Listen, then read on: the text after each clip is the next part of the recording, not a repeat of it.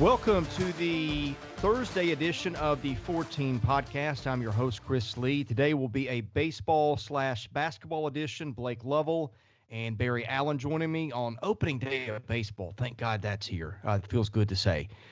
But anyway, let's start with basketball, Blake. We have got more transfer news because what else do we have this time of year? Right. That's pretty much it at this point. Lots of transfers. The coaching carousel still in full swing. Not really hitting the SEC too much at this point, like we said, aside from the ones we've talked about. But yeah, I mean, I think the biggest one, the one that's going to stand out the most, I think the people, which as we're saying, by the time we're finished recording this podcast, there could be five others in there from the SEC. But Desi Sills is probably the most noteworthy one. I can't say I'm just completely shocked by that. He played a pretty big role early in the season, but as we went throughout SEC play, he just didn't, his minutes were pretty up and down. So I can't say I'm shocked that he wants an opportunity to go play somewhere else where he can be on the floor, 30 minutes a game, because I just don't know that would have been the case for him next season at Arkansas, because as we saw, down the stretch, he just didn't, he didn't play a whole lot. So that's one of note, I think, just based on, Arkansas' success. South Carolina, we mentioned them a bit yesterday and just kind of the season they had. I'm not surprised that they're having guys transfer. Three different guys, I think, are in the portal now, or at least have been, maybe since we discussed it. Trey Hannibal, Jalen McCreary, and TJ Moss, they all played, kind of in that same range of 15 to 20 minutes a game. They were guys who played, decent minutes in their rotation. So clearly, again, you don't know the reasoning. You don't know any of the stuff behind it. It's just you assume these are guys that want to play more. And so they're all transferring. Torrance Watson at Missouri. Can't say I'm too shocked at that one. He just didn't play a whole lot this season when you look at it overall. So, yeah, just, the usual situation with the transfer portal, as we mentioned on the previous episode of the podcast. There's no way to really even break any of this down in terms of why did this guy do this or why did, it's just who knows. Like, I think it's just kids wanting an opportunity to take advantage of probably the new transfer landscape and what it's going to look like, and feel like they have a better chance elsewhere to play. And like I said, for someone like Watson, he just didn't. I mean, he played sparingly this year. Even last year, towards the end of the season, didn't play a ton. So I think that these are just ones that aren't exactly shocking. And like I said, I don't think the Desi Sills one is all that shocking either when you consider some of the the young talent that Arkansas is still going to have on the roster. So.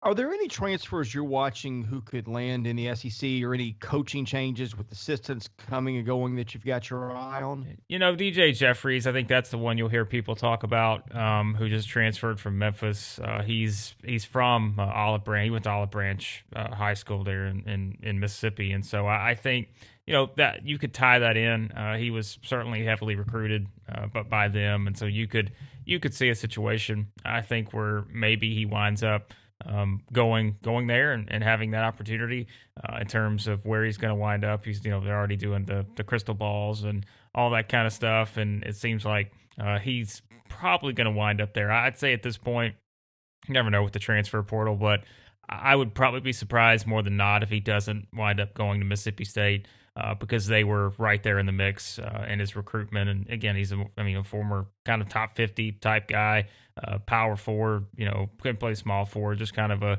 guy at 6'7" who can do a lot of different things. And so 4-star recruit, and for whatever reason, he played a lot at Memphis. I mean, that's something too. It's like, it's not just a guy who, like some of the others maybe we talked about that didn't play a whole lot and never looked like he could play at that level like he did. I mean, he played a lot of minutes there and had some pretty good games. So that's one that would be an immediate help, I think, for Mississippi State next season, just looking at the roster. And yeah, I think that's probably what you'll see. But as I say many times, it's hard to make predictions when it comes to the transfer stuff sometimes, because there's just, these guys are getting contacted by literally everyone. And someone like DJ Jeffries is going to have a lot of people in his ear. But I think going back home, playing in state, probably going to be the move for him. And that'd be a pretty big move, I think, for Mississippi State.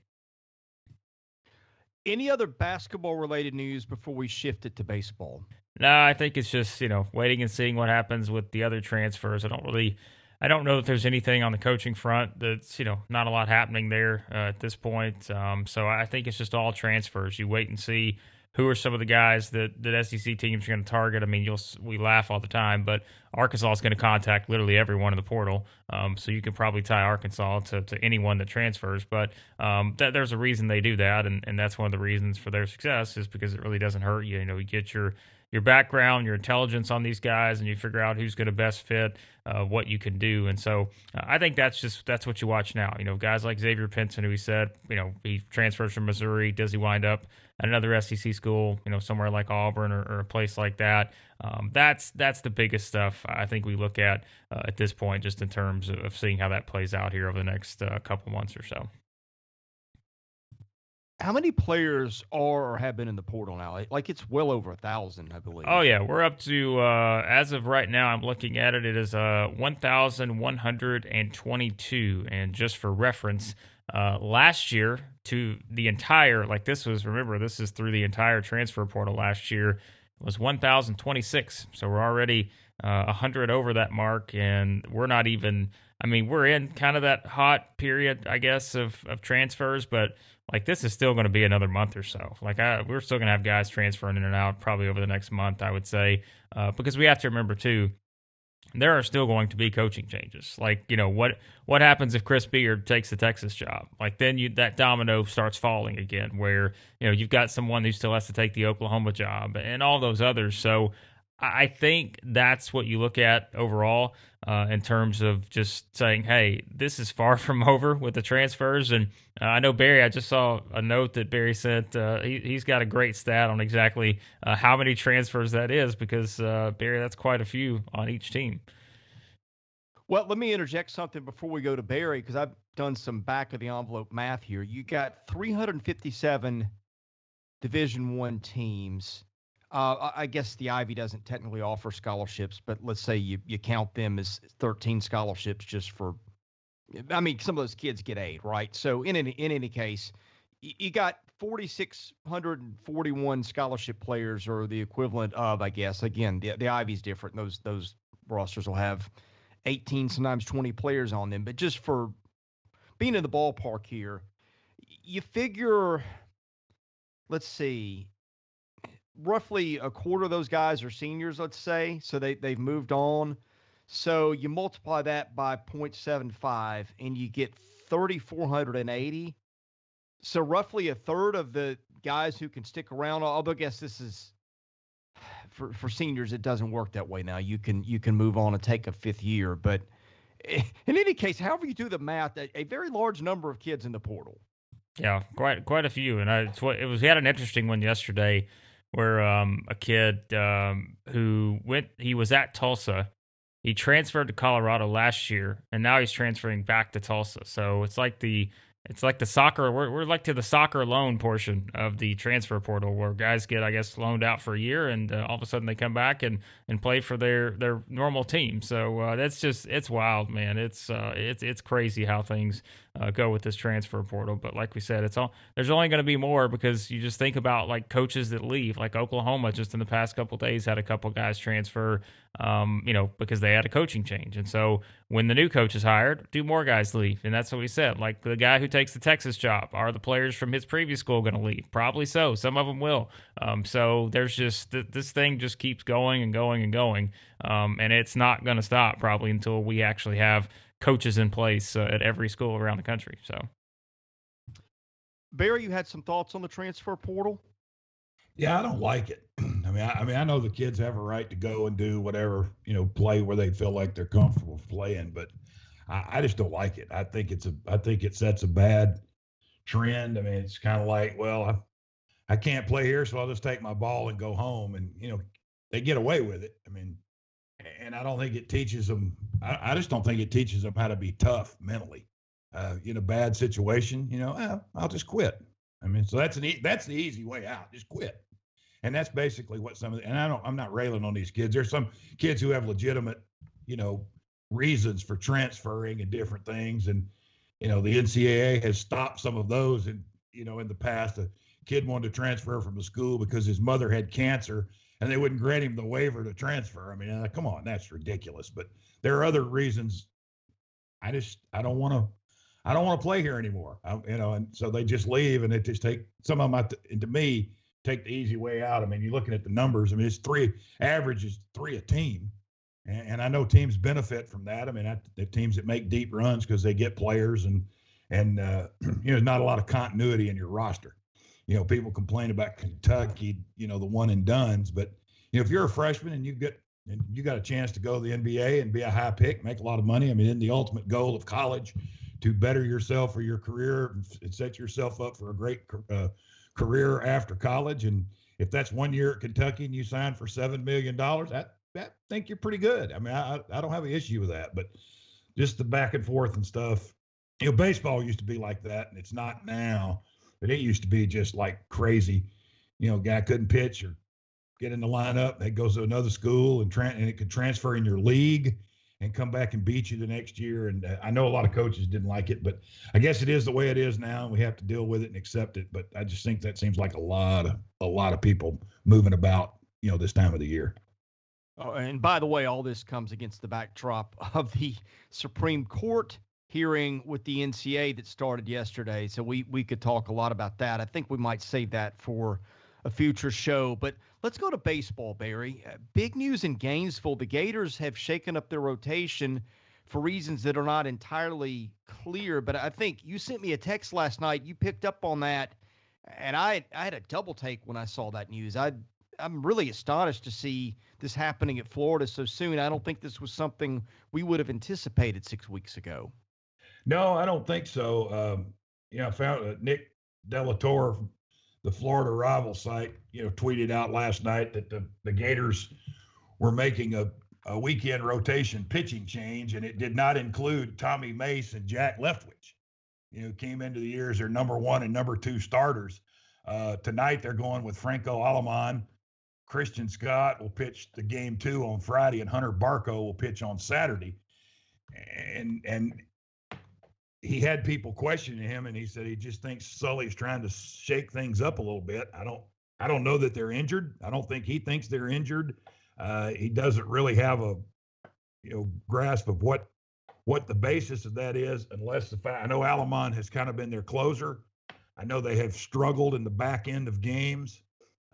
They gave one away at South Carolina. You can say they gave one away. South Carolina took one from them last week, late innings, and ended up winning in 14 innings. And I know they've had some bullpen issues. Maybe it's a deal where they're trying to flip it like some of these major league teams do. And, the Rays were highly successful at it last year, got them to the World Series by throwing a guy an inning or two and then bringing in a starter in the 3rd or 4th inning. Maybe he feels like Mace and Leftwich are better for the 4th through the 9th inning, and you got your best guys on the mound when the game's on the line. A lot of guys, they only bring the closer in the 8th or 9th inning. Well, your closing situation might be with 2 outs and the bases loaded in the 5th in a 2-run game. That might be closing time right there. And a lot of teams have shifted that attitude, but real surprising news out of Gainesville at Mace and Leftwich will not be in the rotation this weekend. They haven't pitched great during the season. Leftwich probably had his worst outing of the year last week at South Carolina on Saturday. He only hit 6, but he gave up 8 runs and he only hit 6 in the game, which was one shy of the NCAA record. So control was a problem for him. Maybe just Sully just trying to shake things up. I mean, they've lost 3 in a row and to South Carolina, and they've got Ole Miss this week and Tennessee next week, and maybe he's just trying to shake things up and, knows that it may be hard to keep pace with Vanderbilt and South Carolina if you keep dropping series.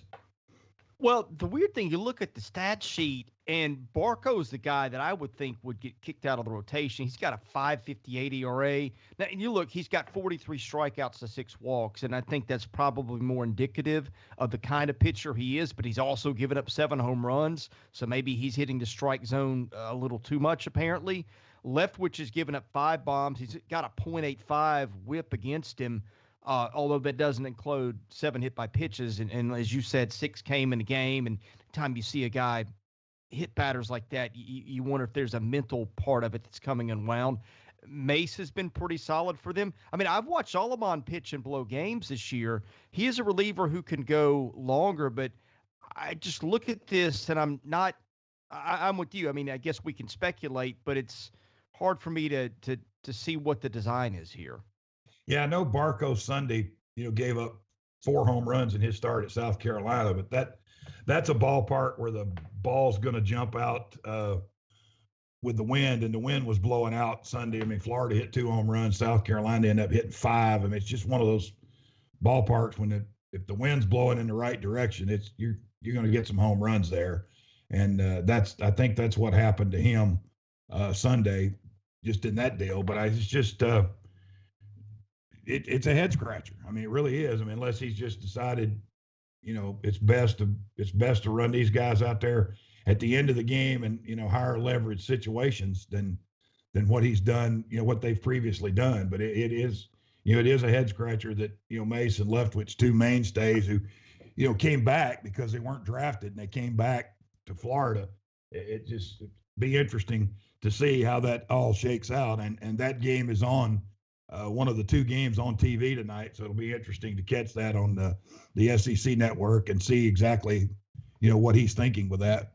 That hopefully the announcers will get into that story a little bit, and we'll learn a little bit more about what's going on. This is, I hate to say, a critical series for Florida, but if the Gators drop this one, it begins to, well, I know there's still a lot of games left, but it's harder to imagine a competitive path to a title for Florida. Let's say you lose 2-1, then you're 4-5 heading into a series in Knoxville, which, boy, that's not the team you want to face right now when you're scuffling a little bit. For Ole Miss, Rebels are the only undefeated team in the SEC, but we've made a lot of their schedule. They are past the easy portion of what they're going to play. I would say that the other 8 teams on the schedule, including the Gators, are all headed for the NCAA tournament. I mean, you can argue Texas A&M, right? But that's a good team.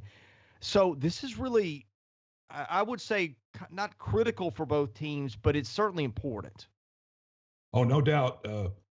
Florida at home, I think it's probably a little bit more critical for them than it is Ole Miss, because they don't want to drop a home series to a really good club. And then next week they're at Tennessee, and then it's Missouri. It does ease up a little bit after next week. They got Missouri and then at Auburn, 2 weekends. They feel like they can make some hay before they take on Vanderbilt in the end of April, 1st of May. So I think it is a crucial series for Florida. You don't want to get too far behind, South Carolina and Vanderbilt, because one, you don't have the tiebreaker now with South Carolina, and I don't see the way Florida's playing right now and the way they pitch right now, and I can't see them beating Vanderbilt in a couple of weeks. So it's a crucial stretch for the Gators. Equally tough for Ole Miss. This is their 2nd week in a row on the road. Traditionally, teams do not play well that 2nd weekend on the road in the SEC of back-to-backs. So they've gone at Alabama, at Florida, and then next weekend Ole Miss hosts Arkansas, and then they close out the first half at Mississippi State. So Ole Miss is 3 of their first 5 series on the road. So if they can get one here and get 2 here and win this series and come home 8-1, with Arkansas and Mississippi State left in the first half, and if you can just split those and go 11-4, they would have they to me would be in pretty good shape in the East, because in the West, excuse me, because their backside is LSU, South Carolina, both at home, at A&M, and Vanderbilt at home, and then at Georgia to end the year. So you'd think the backside of their schedule minus Vanderbilt would be a little bit, and South Carolina would be a little bit easier than the front side for Ole Miss. So they could make a statement this weekend and really make some things happen for them in the West. I think the second most interesting series is Vanderbilt at LSU. And I think everybody expects Vanderbilt to go down to Baton Rouge and take care of business. I'm not as sure about that. And I'll give you a couple reasons why. A lot of times when Vanderbilt struggles, it's this time of the year. Where they get really strong is once those kids get past exams and have nothing else to worry about. And, of course, that's the place where the academic load is probably more demanding than on any other team in the league. I'm not saying that it's not demanding at any other school, but at Vanderbilt, that goes to another level. I've seen Vanderbilt struggle once the calendar turns to April again, and then they seem to get it back right later. But LSU is a team with its back against the wall. It is 1-5, And we have talked about the bullpen struggles, but I'll give you a case where I think LSU takes this series, and it would not surprise me. LSU now has moved Landon Marceau to the number one starting role. He can go up against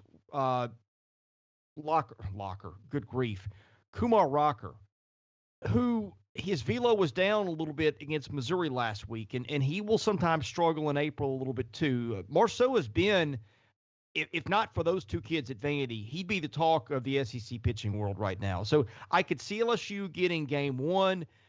Game two, God help you, going against Jack Leiter right now. But game three is where Vanderbilt has struggled, has given up home runs in that situation, a decent amount. LSU is a team that can hit them if it's in this ballpark. I don't know. I'm going to go contrarian on this, but I kind of like LSU in this series, which starts tonight. Well, they certainly are capable of winning, and they need to. They haven't started the season with 3 straight SEC series losses since 2006. So they have history on their side, and they have a team that's on the road for the second weekend in a row. And it's the same with Ole Miss. Just traditionally in the 30-game schedule in this league, the second weekend of back-to-back road series usually doesn't work well for the road team.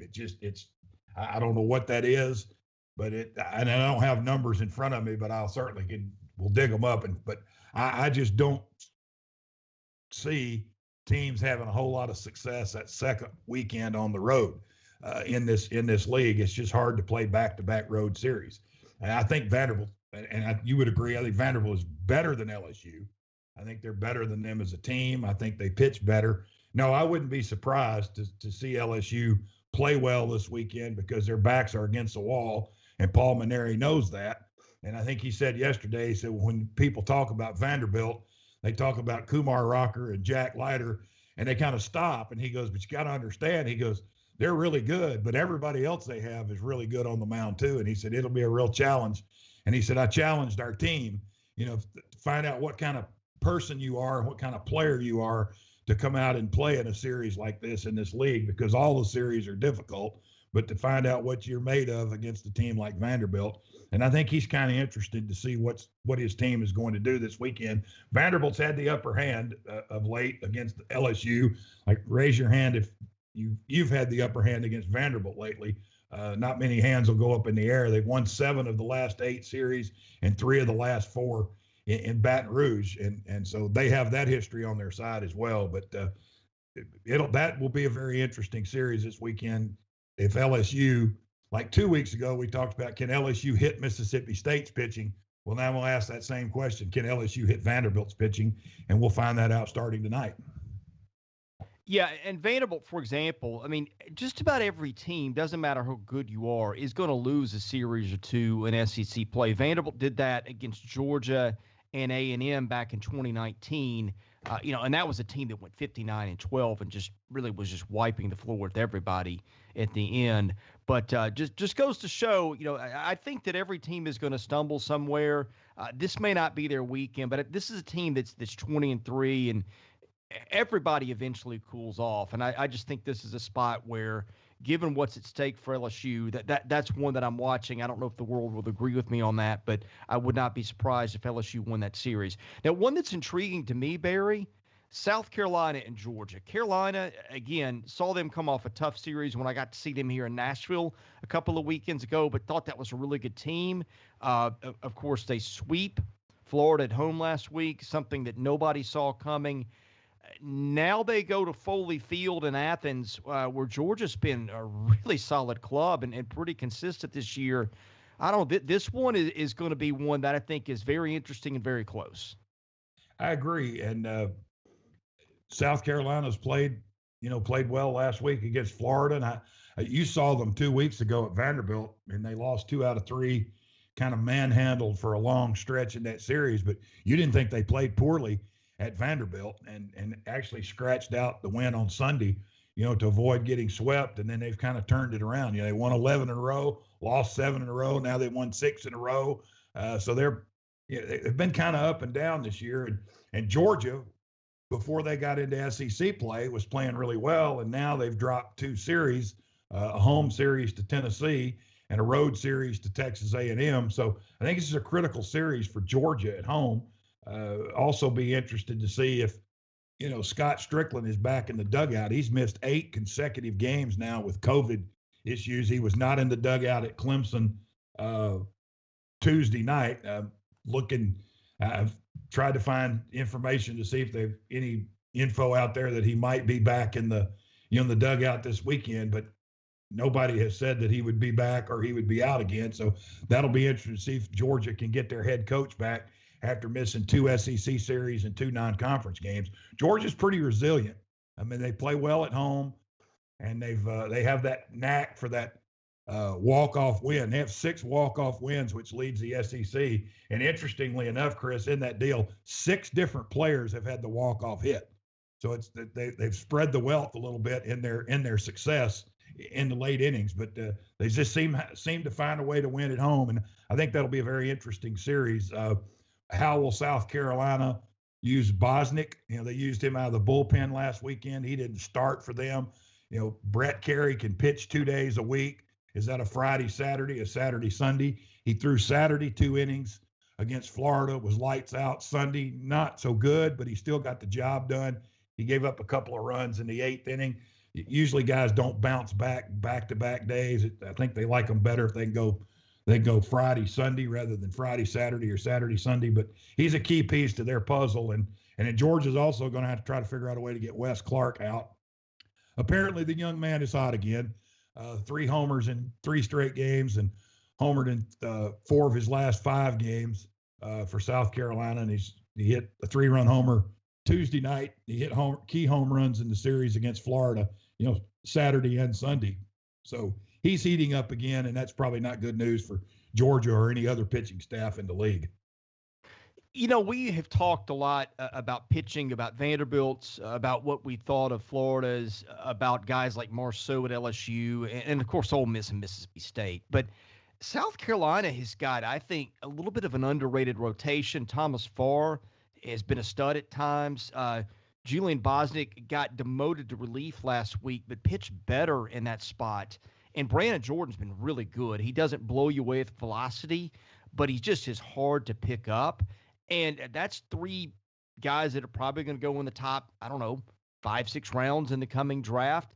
They've also got Brett Carey, who I think that super reliever, that's one of the most underrated things in college baseball. When you can come in at a spot on weekends and just mow people down, and you saw that. That's how they stopped Vanderbilt a few weeks ago. They're sitting there 0-2 and trailing that series, and he comes in, and Vanderbilt just couldn't touch him. So I think that Carolina's pitching, we talk about the hitting, but I like the arms they've got. They got some other kids like Andrew Peters. He's got really good stuff out of the pen. He can go long stretches. That's what, to me, is an element that makes Carolina so tough that gets lost as we look at the other elite arms in this league. Yeah, and one thing for South Carolina, Montgomery has come along. He had a start Tuesday night last week, and then they started him Sunday against Florida, which allowed them to move Bosnick into the bullpen.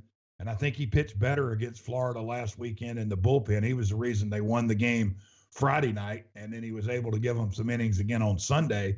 And then Brett Carey, the rubber arm guy at the end, back into the rotation, veteran guy he's been there forever. He understands how to pitch in this league. He knows how to get people out in this league. And, he did it against Vanderbilt, and he did it against last weekend against Florida. But yeah, I think you look at South Carolina and you go, well, they were 11-0, really only played Clemson.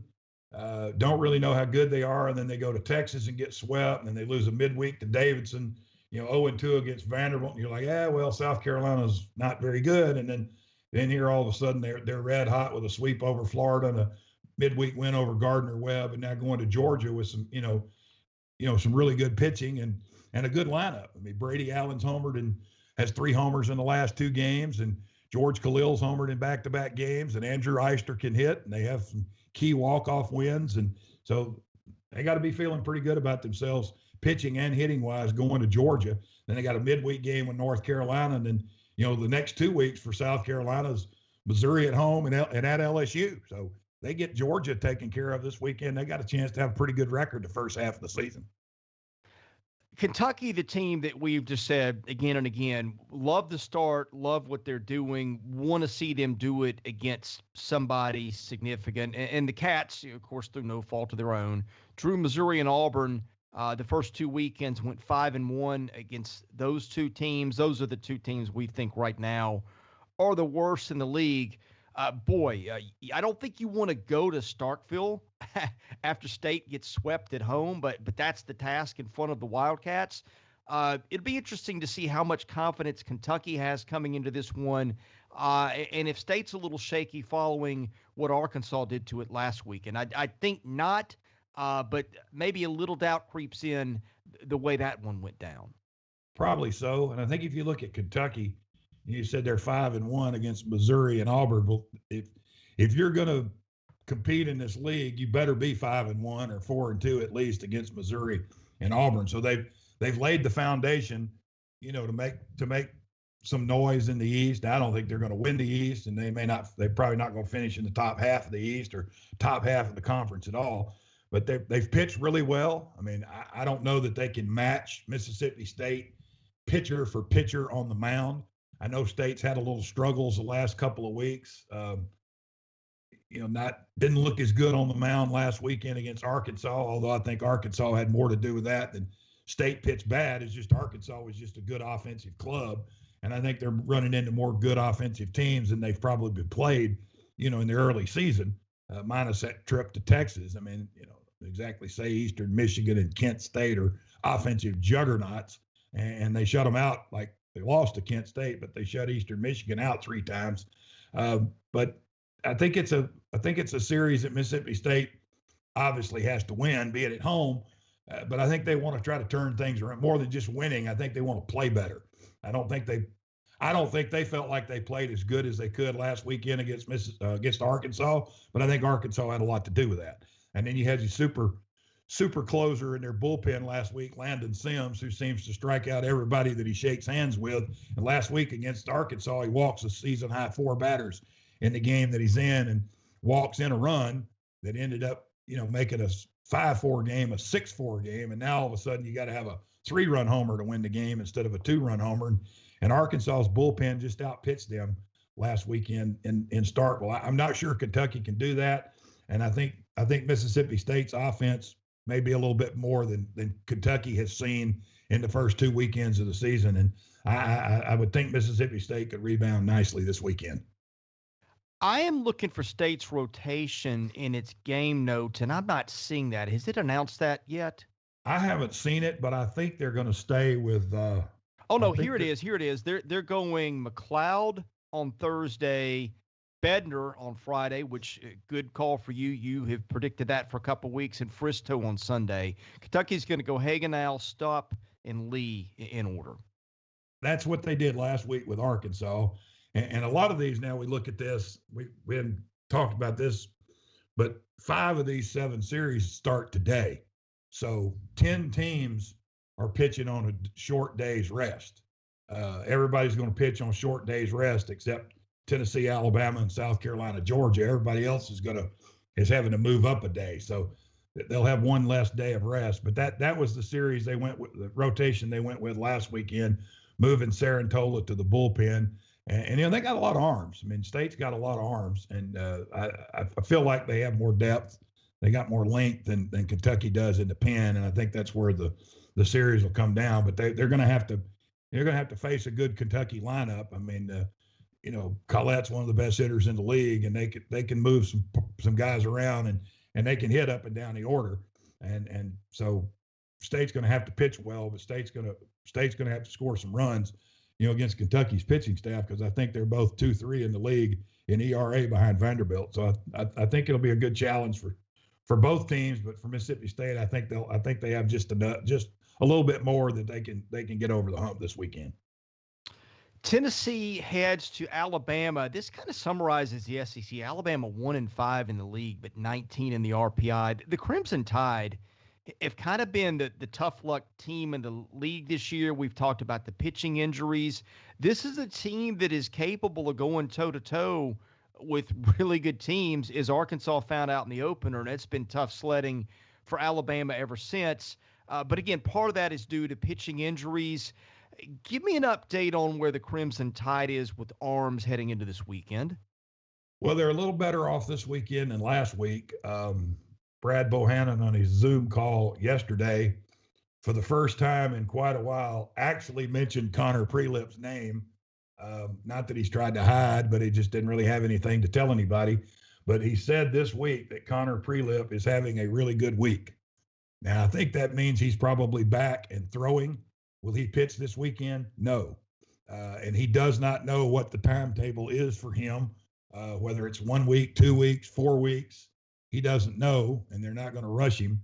But to know that he's throwing now and he has looked good for the first time, that has to be very encouraging for Brad Bohannon in Alabama. Antoine John did not pitch last weekend. He had some soreness. They are not exactly sure what his status is for this weekend. He said it could probably be as late as Friday or Saturday before they decide on him. Chase Lee, who had some soreness last weekend, their closer, and not available Friday. And in that 8-run ninth inning, he will be back this weekend for them. So they do get at least Chase Lee back in their mix. They're going to go Ross, Dylan Smith, and TBA in their pitching rotation. And Dylan Smith might be the toughest luck pitcher in college baseball. He's 0-3 on the mound. They don't score when he's in the game, and they've won some of the games late after they've taken him out. But his 3 losses, Alabama scored a grand total of 1 run. And it's hard to beat a team 0.3 to beat a team 1 to 0.3 or 0.3 to nothing. I mean, it's really hard. They got nothing at Charleston with him for him on the mound. They got 1 run at Arkansas on the mound for at the plate for him, and they got no runs in the Ole Miss game last week. So they don't score for this guy, and he's pitched really well. He may be the most underrated pitcher in the league just for these numbers and stuff. And you look at him, you go, well, he's 0-3, but look at his numbers, and they just can't score for him. I think in the games that he started, I think now he has 7 starts. I think when he's on the mound in the game, I think Alabama scored like 10 runs in his 7 starts. And then they've won some games. You take him out, but he's just like the guy they can't score for him. And then 2 other injuries for Alabama. William Hamiter strained his oblique muscle at Arkansas on Sunday and has not played. He was hitting really well. That's been a key piece in their lineup that's missing. They haven't won since he was injured. He has taken BP this week and has done some drills. Brad said yesterday he thought he might be available to pinch hit and DH this weekend. And then they got TJ Reeves back last weekend, who has missed time with a hamstring injury and a broken bone in his hand. He played last week against Ole Miss, hit a 2-run homer on Saturday. And Brad even said he probably rushed him a little bit, that he didn't think he was quite ready to get back in because he hadn't had a lot of work on the field and practice, but he just felt like, he said he was cleared to play. TJ wanted to play, and he said we put him in and he gave us a little spark. So he's back this week, and he said yesterday that he had gone through all the drills this week, and he felt like that he might be ready to get back in the lineup. So if they're getting Reeves back and then get Hamiter back, and then John and Prelip can come back, then they can reverse their fortunes pretty quick. Well, and just so people know, these aren't guys. These are guys with a capital G in terms of Alabama and their importance. So these aren't just players that Alabama can plug in and like a Vanderbilt or somebody like that, and just, okay, you move on to the next week. And when you get injuries on that roster, and I think they have more depth than they've had in the past, but those are guys that are really, Chase Lee and Prelip and Ham, those are all at the forefront of, if Alabama's going to be good, these are the guys that are going to shine. And so I think I would love to see what Alabama can do if Alabama can get healthy. I agree. I'd like to see that too. When you talk about Prelip, I mean, when you talk to major league scouts and drafts and stuff, I mean, he's not eligible this year, but for next year, he's in that same conversation with Rocker and Leiter. I mean, they're talking that he might be, the number 1 college pitcher taken. There's some people saying he might be the number 1 player taken in the draft next year. I mean, that's how good this guy really is. And that's the first time in a long, long time that Alabama's been able to run a guy out on the mound on a Friday night and go, well, they've got Kumar Rocker. And he goes, yeah, but we have Connor Prelip and we got a shot. Now they're not saying they're going to win, but he's going, they're saying we got a shot. We didn't have a shot last year. 2 years ago, we didn't have a chance, but we got a chance now with this guy because he can keep them in the game, and you never know what might happen, late in the game. But he gives them a legitimate Friday night guy, a legitimate chance to win that first game, and then you just have to split the next two to win the series. But yeah, you're talking about guys that are out. I mean, those are really key pieces. I mean, Reeves had a tremendous year in 2019. He struggled last year in the COVID year, but he was a home run hitter, had an inside the park home run. I mean, he had power, played every day for them in the outfield. And Hammiter has really come along. I mean, he was swinging the bat as well as anybody on their team. And so they're missing some really key pieces to their lineup. And if they can get them back, they have a shot to turn things around. They go to A&M next week and host Auburn at home in 2 weeks. And, that's going to be a critical series for both Alabama and Auburn, particularly if they do not have success this weekend and next weekend either side. Well, Tennessee is a really interesting team. And I'll tell you why. I look at the box scores and I see how they win games, and it seems like the bats are really quiet.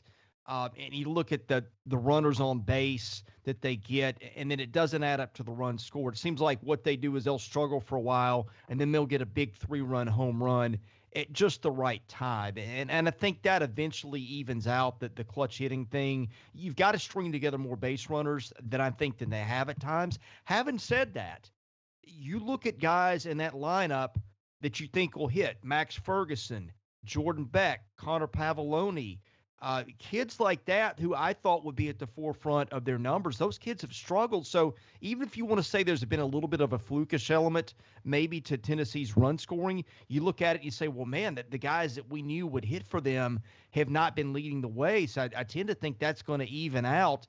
On the pitching side, I mean, Blake Tidwell and Chad Dallas have been really good for them at times. Sean Hunley has been that Brett Carey that South Carolina's got for them, the guy that you can just kind of bring in for long relief stints and just shut teams down. Tennessee has lost Jackson Leith, who was a big arm for them.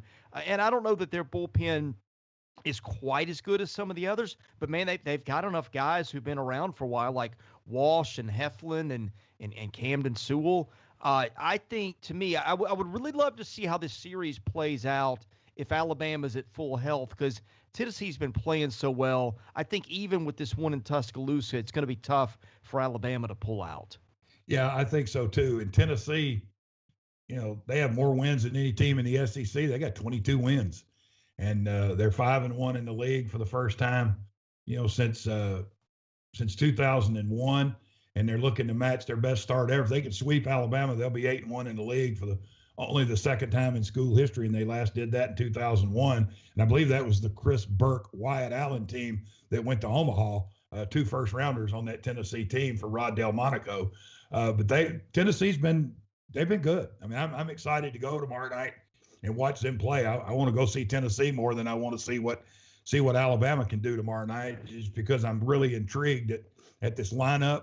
I think Liam Spence is a fantastic leadoff hitter. I think tomorrow night we're going to see two outstanding leadoff hitters in this league, in a league of many good leadoff hitters. But, Liam Spence and Peyton Wilson, 2 dynamic table setters at the top of the order for their teams. And then you've got Rucker and Gilbert, and then Evan Russell, who's come out of nowhere, the 9-hole hitter, had another home run Tuesday night. He's got 4 home runs in his last 3 games.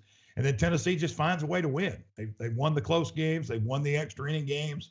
They've won a lot of walk-off games. They've hit several grand slams. I think Alabama and Tennessee are, the 2 leading teams in the league in grand slams. I think Alabama has 3, and I think Tennessee has 3. So they find a way to put some guys on base and hit home runs and get guys in. And, you mentioned Hunley. He had a save and 2 wins last weekend in the series over LSU, was SEC Pitcher of the Week for that. Veteran guy, Walsh has been around. I mean, these guys they're veteran players. They've been around the block. And like Spence hadn't played much. He came in last year and hadn't really played much. But some of these kids that they've gotten, Some of them don't know how to win, and then some of them you look at it and you see last year's gaudy record they put up before COVID, and then this year's start, and some of these kids don't know what it's like not to win. They think Tennessee's supposed to have 40, 42, 43 wins over the last 2 years and playing well in the SEC. Don't know what they would have done in the league last year because the season was stopped, but they're 5-1 this year with, series wins at Georgia and home against LSU. And, they got Alabama this week and Florida next week. And, I think the Vols to me are kind of the story so far. I mean, you say Ole Miss is undefeated, but we thought Ole Miss would be good. I mean, they were picked to win the division. We knew Vanderbilt was going to pitch and be really good, but to me, Tennessee's kind of they're the story of the league right now. And I'm looking forward to seeing them, play tomorrow night in Tuscaloosa and just look at this lineup and this pitching staff and just see how good they can be. Auburn goes to Arkansas. Auburn has not won since March the 16th, and I don't know that I see a win in the forecast in Fayetteville either. No, I think it's going to be a tough weekend for Auburn. They last started 0-9 in 2001 and somehow miraculously rebounded and made the SEC tournament.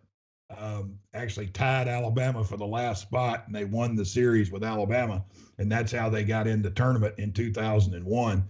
But oddly enough, they're 0-6 for the fourth time in the last 20 years, but I don't see any way they can get a game in Fayetteville this weekend. Arkansas is playing unbelievably good right now. They hung 21 runs on Central Arkansas Tuesday night, season high 21 runs and 20 hits. Everybody's hitting now. Robert Moore hit for the cycle. They hit 5 home runs in the game. They have 14 home runs in their last 4 games. I'm not sure Auburn has 14 home runs this year, but I can't see this happening for Auburn this weekend. They do get Jack Owen back. Greenhill will pitch tonight. Owen will pitch tomorrow night, and Jacob Gonzalez will pitch on Saturday. We talked about that on Tuesday, that Butch was hopeful that he could get Owen in the rotation this weekend, and so that's the rotation that they have decided to go with. Richard Fitz is still a key piece to this puzzle for them. They need him back. They need to get Cam Hill or straightened out in the bullpen. He's not hurt, but get him straightened out in the bullpen. And they still have Bright, who has started on weekends for them. Can pitch, but Auburn's still got to get it figured out on the mound. And I'm not exactly sure this is where you want to try to go get it figured out, because this is a very powerful lineup that seems to be hitting on all cylinders right now in Arkansas. I hate to single out a player here, but Richard Fitz was a guy that I saw as a mid-first round projection. I think it was at MLB.com heading into the season. I just wasn't quite buying it based on seeing him throw before. And my goodness, the line so far, 15 and a third innings, a 6.75 ERA, and 6 home runs allowed. That's one that I think if Auburn's going to get it right, it's got to have Richard Fitz right. And I just don't see things straightening out for the Tigers unless that situation rights itself. Yeah, I think he has to be in their rotation for them to have any kind of a chance. Although I thought Gonzalez did good last week against Kentucky, he wasn't great, but Butch Thompson said that he did things they needed him to do. So obviously he's earned a second start in a row this weekend. This is their 7th weekend on the mound, and this is their 6th different 3-man rotation on the mound. That sends up smoke signals there. I mean, that can't be a good thing, being able to settle in. I know they've had injuries, and Fitz has been injured, and he's been ineffective when he's in. And he threw a good inning or 2 innings against Lipscomb.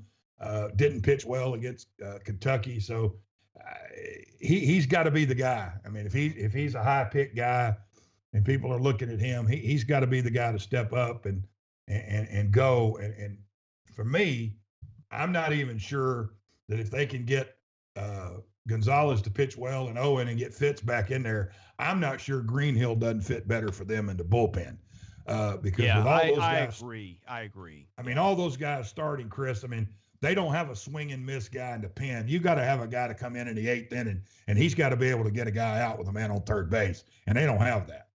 I mean, you got to have a swing and miss pitch. You got to be able to come in second, third, one out, and you got to strike 2 guys out. I mean, that's what you got to do. You come in and say, well, I got them out. Yeah, but you gave up a sac fly, and now it's 5-3 instead of 4-3, or it was 4-3, now it's 4-4. You got to get somebody in there that can do that. And I to me, that's where they got to go. And I'm not their coach, and I don't know their personnel as well as Butch and Tim Hudson does. But to me, if they can get Fitz straightened out and have a rotation of Owen, Fitz, and Gonzalez and move Greenhill back to the bullpen, I think they'll be much better off. The last series to talk about A&M is traveling to Missouri. That one starts tonight. Missouri, I saw last weekend, just the Tigers didn't look good. That frankly, they don't have the talent to match up with the rest of the SEC right now. I think they had some arms that they thought maybe could help them compete, but they just can't throw strikes with enough consistency. The offense in Columbia it really has never been that good ever since that team joined the league. A&M, after getting swept at Florida, came back and had a nice series win over Georgia last week, then gets Texas in the midweek with a 2-0 shutout at Bluebell Park. I think this was exactly the medicine that the Aggies need, a chance to win a series on the road at Missouri, and I'd be really surprised if Missouri can pull off the win here. Yeah, I think the Aggies have started to play well again. I saw that game Tuesday night. It was on ESPNU, and Bluebell Park was electric. I mean, that was a legit college baseball game. They got really, really good pitching in the game. The Aggies did hit 2 solo home runs and held Texas, to 4 hits, 1-2-0. And they got a little momentum, won the series at Georgia, although they blew a late lead on Sunday for a chance to sweep. But they have a series win over Georgia, big win at home over Texas, and now going to take on another former Big 12 rival that they've, had some success with over the years, even back in the Big 12, in Missouri. The one interesting thing for Texas A&M is right-hander Bryce Miller, who's been a mainstay in their rotation, is out for the second weekend in a row with COVID issues. So they're going to have to tweak their rotation again. But they've pitched well. They're one of the top pitching staffs in the league. They're in the top 2 or 3 in strikeouts. I think they fall behind Mississippi State, but they've been able to pitch, and they've gotten good relief pitching, and they've beaten some teams pretty bad on offense, and then they've struggled at times to score. But I think this weekend is a good antibiotic for Texas A&M to really get well by going to Missouri, and not only a chance to win the series, but a chance to sweep a struggling Tigers team. Okay, any final thoughts on baseball before we end the podcast today, Barry? We talk a little bit about Ole Miss and Florida. That just a crucial series there for the 2 teams that were picked preseason to win the East and preseason to pick to win the West, and just try to see what Florida's doing pitching wise. That starts tonight.